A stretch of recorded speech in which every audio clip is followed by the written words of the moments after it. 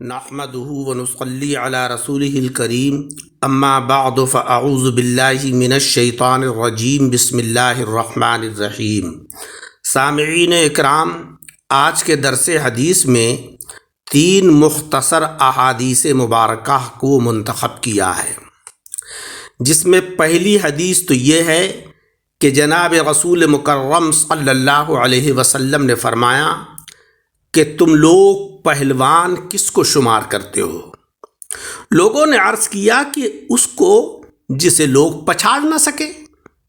آپ علیہ الصلاۃ والسلام نے فرمایا کہ نہیں، پہلوان وہ نہیں ہے، بلکہ حقیقت میں پہلوان وہ ہے کہ جو غصے کے وقت اپنے نفس پر قابو رکھتا ہو۔ غصہ دراصل دوسرے کی غلطی کی سزا اپنے آپ کو دینا، یہ غصے کی تعریف ہے۔ غلطی تو دوسرا شخص کرتا ہے اور انسان اس کی غلطی کی سزا اپنے کو دیتا ہے، جس سے کہ انسان کا مزاج بگڑ جاتا ہے۔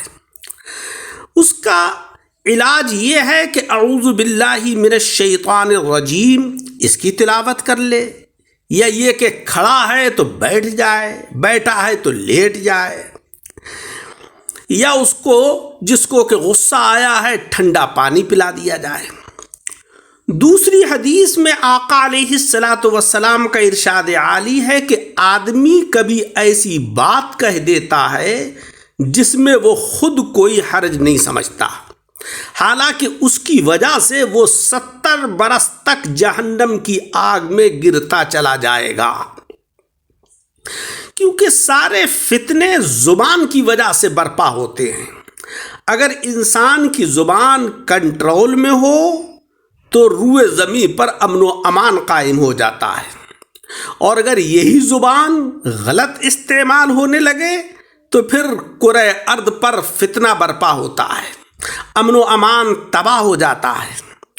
عزیزوں، اپنے کردار کو جتنا اچھا رکھ سکتے ہو رکھو، کیونکہ موت انسان کو مار سکتی ہے مگر اچھے کردار والے ہمیشہ زندہ رہتے ہیں۔ مرنے کے بعد بھی ان کا نام روشن ہوتا ہے، ان کا نام اچھے الفاظ سے لیا جاتا ہے، دلوں میں بھی اور اچھے الفاظ میں بھی ان کا چرچا ہوتا ہے۔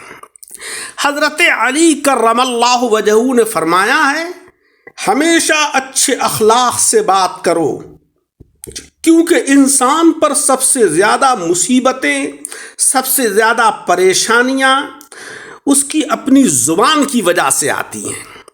ہمیں یہ چاہیے کہ ہم اپنی حد میں رہنا سیکھیں۔ حد میں رہنا اللہ تبارک و تعالیٰ کی بڑی نعمت ہے۔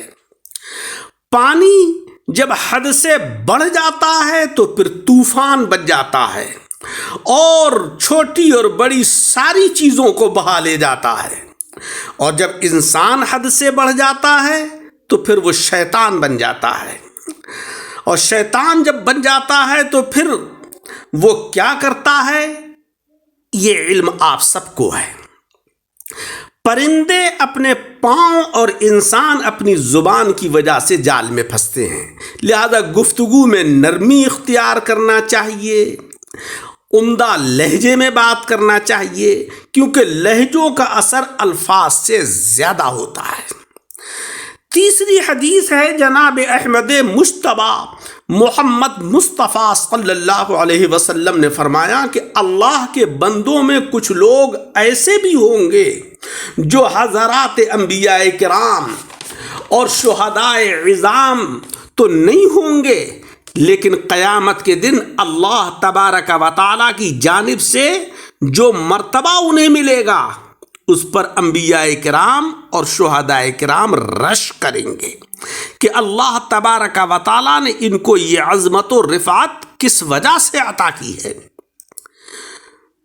تو لوگوں نے پوچھا کہ یا رسول اللہ صلی اللہ علیہ وسلم، آپ ہمیں بتائیں وہ کون لوگ ہوں گے؟ آپ علیہ الصلاۃ والسلام نے ارشاد فرمایا کہ وہ ایسے لوگ ہوں گے کہ جن میں آپس میں خونی رشتہ تو نہیں ہوگا اور نہ مالی لین دین اور کاروبار ہوگا، لیکن وہ اللہ کی ذات کی خاطر ایک دوسرے سے محبت رکھتے ہوں گے. یعنی ان کی محبت جو کسی سے ہوگی وہ اس لیے ہوگی کہ اللہ جل شانہ و عم نوالہ ان سے محبت کرنے سے راضی اور خوش ہو جائے. جیسے حضرات اولیاء کرام سے محبت تو عقیدت، حضرات علماء کرام سے محبت و عقیدت، ائمہ اعظام سے محبت و عقیدت. انسان ان سے کیوں محبت کرتا ہے؟ اس لیے کرتا ہے کہ یہ اللہ کے صالحین بندے ہیں، اس کے نیک بندے ہیں، اس کی بارگاہ کے مقربین ہیں. لہذا یہ محبت اللہ جل شانہ و عم نوالہ کو بڑی پسند ہے، اور اس محبت کے اوپر جو عظمت اور جو رفعت اور جو بلندی انسان کو حاصل ہوگی اس پر حضرات انبیاء کرام اور شہداء عظام رش کریں گے. اللہ جل شانہ و عم نوالہ ہمارے اخلاق کو بھی بہتر بنائے، ہمارے ایمان اور عقیدے کو بھی بہتر بنائے، اور ہم میں آپس میں محبت اور اتفاق کے ساتھ زندگی گزارنے کی توفیق عطا فرمائے. آمین بجاہ النبی.